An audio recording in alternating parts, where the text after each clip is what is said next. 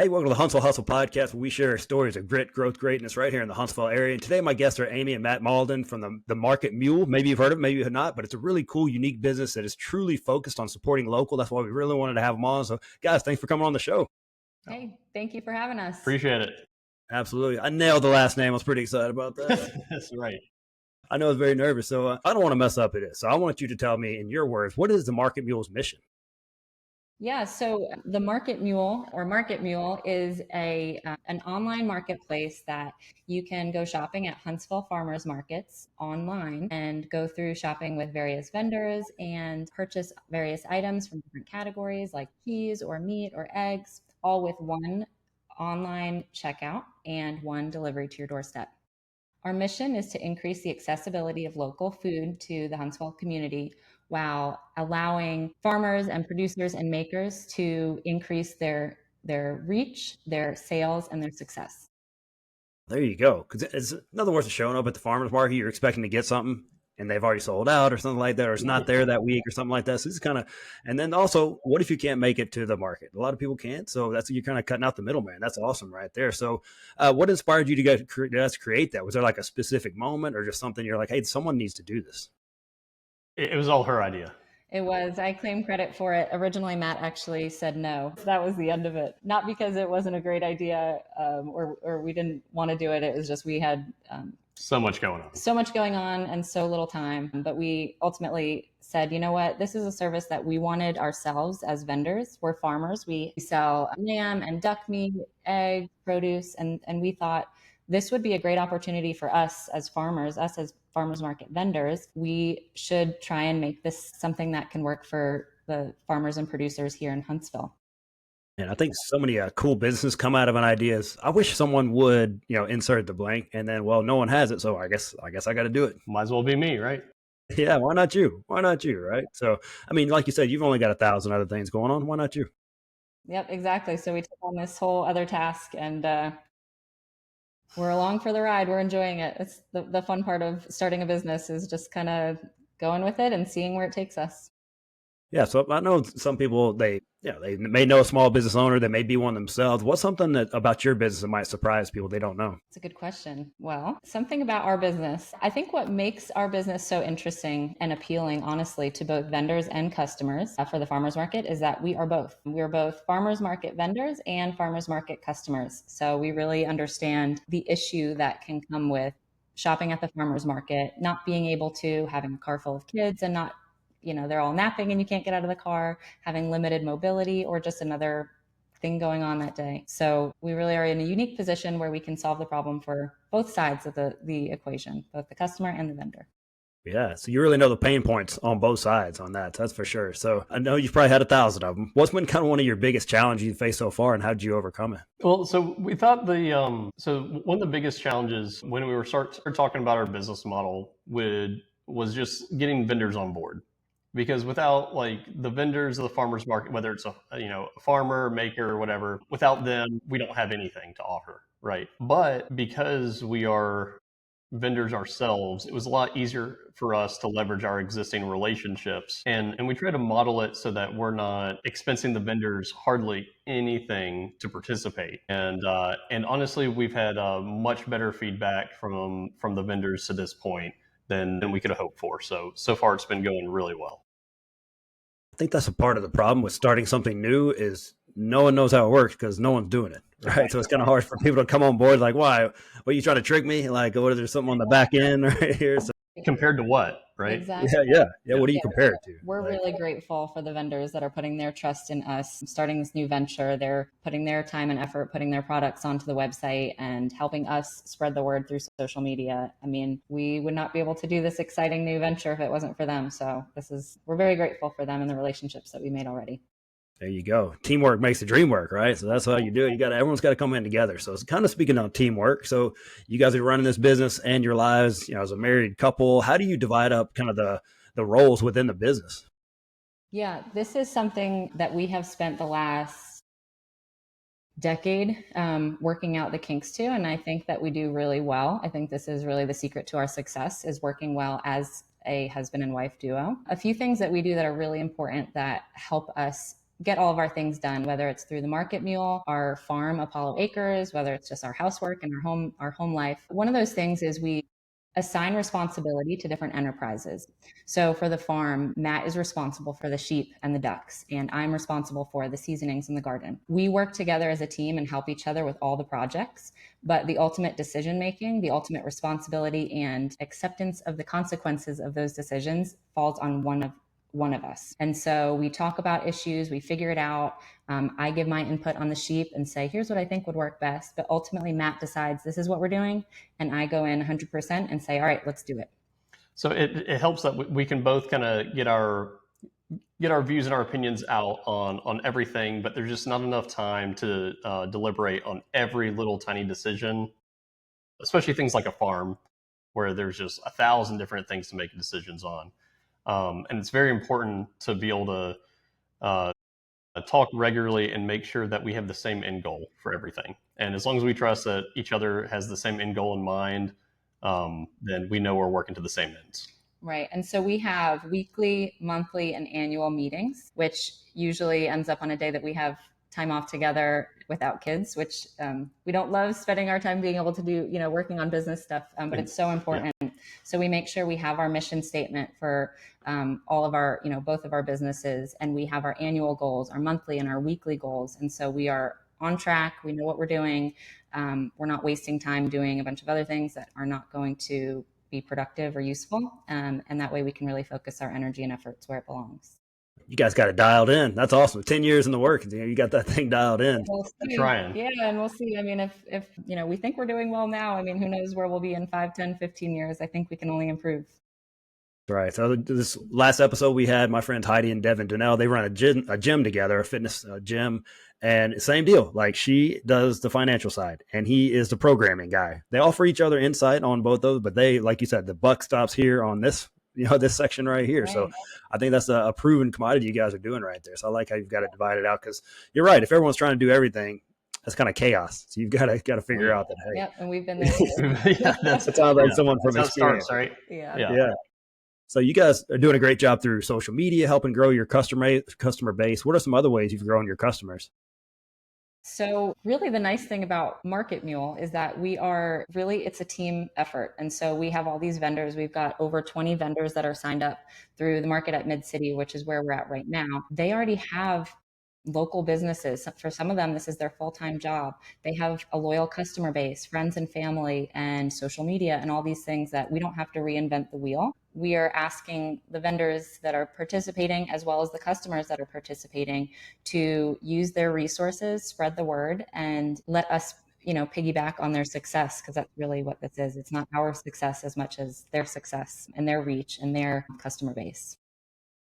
It's a great way to do it. Everyone has a vested interest in that. The more we grow, the more you grow. So that's a good way to grow your customer base right there as well. So is there a local business you've worked with that more people should know about? I would say we've been working really closely with Lindsay at RCP Companies, and she and that company are the head of, or the ideas maker behind the camp at Mid-City. Now, everyone knows Mid-City. Most everyone knows the camp, so I wouldn't say that people don't know about them, but I do think it's important to shout out to them and Lindsay for the incredible amount of work that goes into the market at Mid-City, the camp.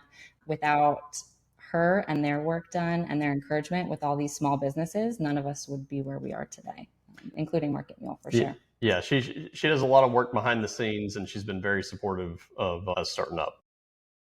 That's great, man. Nothing that's successful just is by accident. There's usually someone behind the scenes just killing it and making things happen that they may never know about who she is, but she's definitely I've heard nothing but good things about her. She's kind of the engine that keeps things rolling over there. So, I mean, yeah, so you guys are So you're fairly new with the Market Mule. What does the future look like? How would you project this thing in the future? So right now we're doing deliveries just for the Mid-City market in most of Huntsville, Madison, a little bit outside of Huntsville. So the future looks like there's a few other services we hope to be offering, like pickup. Like we'll offer like a discount for anyone who just wants to drive by, and we can hand off their delivery like through their window. They don't have to get out of their car. Just make it as convenient as we can for people. And I mean, I guess that's one of our biggest sales is just like convenience, because the markets can be, we love the markets, but going around to each vendor trying to figure out what's there and trying to check out 5 or 10 different times to get everything, especially if you have kids crossing the streets and everything. So we're really trying to sell convenience. So between offering pickup and then we hope to start branching out to other markets in the Huntsville area, and maybe even eventually widening our delivery zone. Anything else you think? That's the biggest thing. We're here at the market at Mid City. That's our starting point, but we really, there are so many good farmers markets and so many vendors at those farmers markets that we're not reaching right now.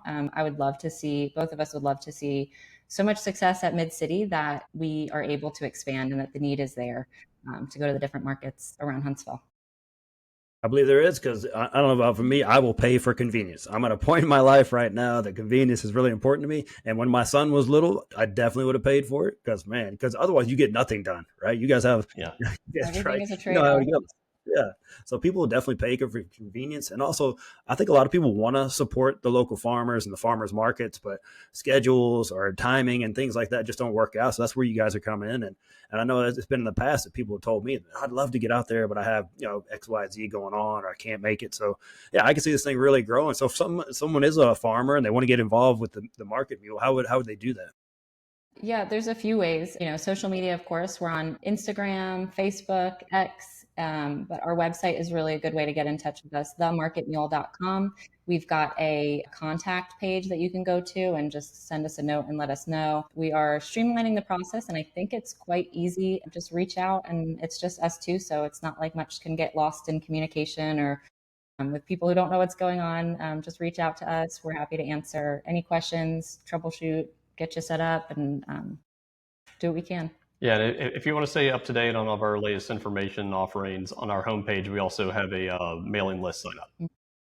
Yeah, make sure you go on there and check that out. We'll link those in show notes. You can just click on all that good stuff in there. But hey, if you want to get involved with them, reach out to them, just network. See how you can help each other out. They're fellow farmers as well, so I'm sure you can help each other some way. So kind of back to the small business sides, what's one of the biggest myths that you would like to debunk on the small business side? So can I say? Yeah, go ahead. Yeah, okay. Yeah. I think one myth or one saying or one outlook about owning a small business is you go from this 9 to 5, but now you're working 24/7. It's so, it's such a burden. It's constant work. You're somewhat, weighed down by the fact that you're a business owner. And I think in part that is true. There's a lot of truth in those things. But I do think it's so important to make sure that we're highlighting being a small business owner is freeing. It's inspiring. It's exciting. It allows you to live the life that you want to live. And you are in charge of how you live your life. And being a small business owner is your key to going through that door. So I think, yes, there's challenges. Yes, you're seemingly working 24/7, but I don't want it to be seen as a burden. It's actually a strength and a power. Yeah. And I would also say that it takes a lot more than just a good idea. I feel like that's something that gets pushed a lot. You have a good idea, you can do it, and you can, but it takes more than that. It takes a lot of hard work. There's a lot of speed bumps you're going to hit, and you're going to hit adversity, and it just takes more than just a good idea. That's for sure. But man, the freedom and the excitement, like you talked about. Hey, here's an example, a weird example from my life. As a small business owner, last week I was able to go to Morris Elementary dressed as a slice of bacon and read books to kids in the middle of the day. And I was telling these kids, man, if you study and stay in school, you can go read books to kids wearing a bacon costume. That's great. Yeah. See, that's a perfect example. Yeah, you can't do that with a 9 to 5, right? You'll get fired if you walk in dressed like bacon, unless you're, maybe you guys wouldn't because you're at a farmer's market. Bacon's allowed, but yeah.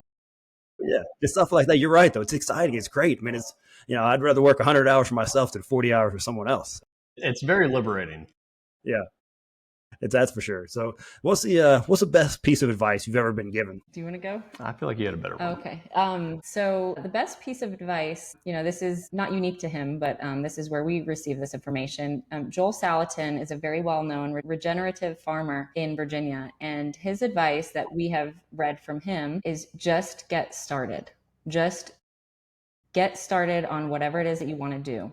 You can think all you want, you could plan, you can measure, you can calculate, but you just have to get started. For us, for our farm venture, it's an idea that we had for so long, and we just moved into this rental house in Huntsville. Within a few days, I think it was, we purchased our first 6 chicks. We had a plastic bin, a storage bin as their brooder, their home for their first few weeks of life, and we just did it. And everything we've done from then on is just getting started, starting somewhere.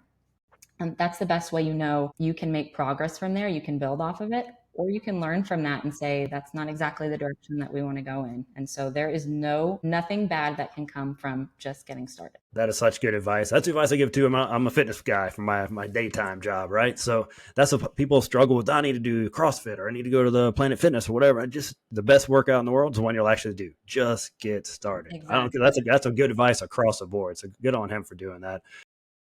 So in Huntsville area, is there a business or an entrepreneur you haven't worked with that you'd like to connect with? I'll let you go. Oh man, I'm trying to think of someone specific. I mean, we would certainly like to get to the point where we can grow and connect a lot better with local restaurants and chefs. We would really like to bridge that gap between local producers and local restaurants, and that's something that we're working towards. But I don't have a particular person in mind.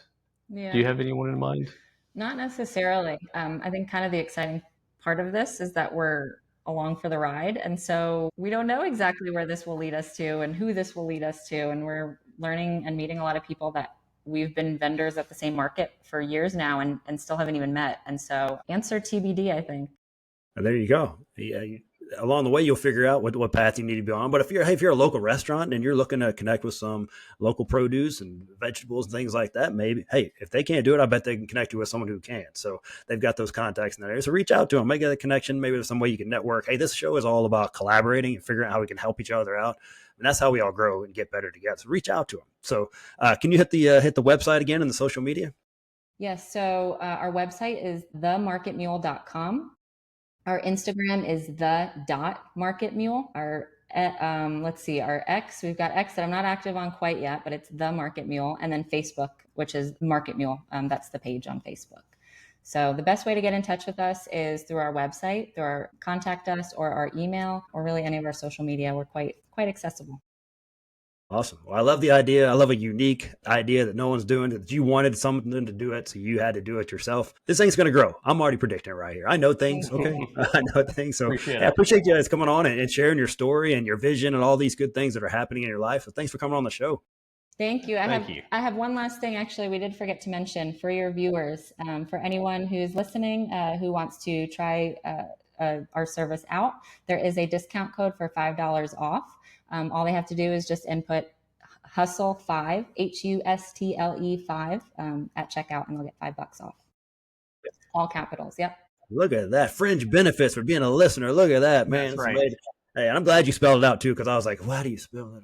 And it's in the title of my show. It's even on the logo and everything. Yeah, that's where I went. I was just looking at it on the screen. That's why it's there in case I need to spell it. But yeah, man, like I said, I love a unique idea, and you guys are definitely embodying the hustle part of the Huntsville Hustle Podcast. So thanks for coming on. Hey, if you're listening right now, maybe you want to try out their services. Maybe you haven't been able to make it to the farmer's market, but you want to. Or maybe you want to participate in their services they're doing right now, or your local restaurant, something like that. Just reach out to them, see how you can help each other out. Let's keep growing, keep connecting, keep collaborating. We'll see you guys next week on the Huntsville Hustle Podcast.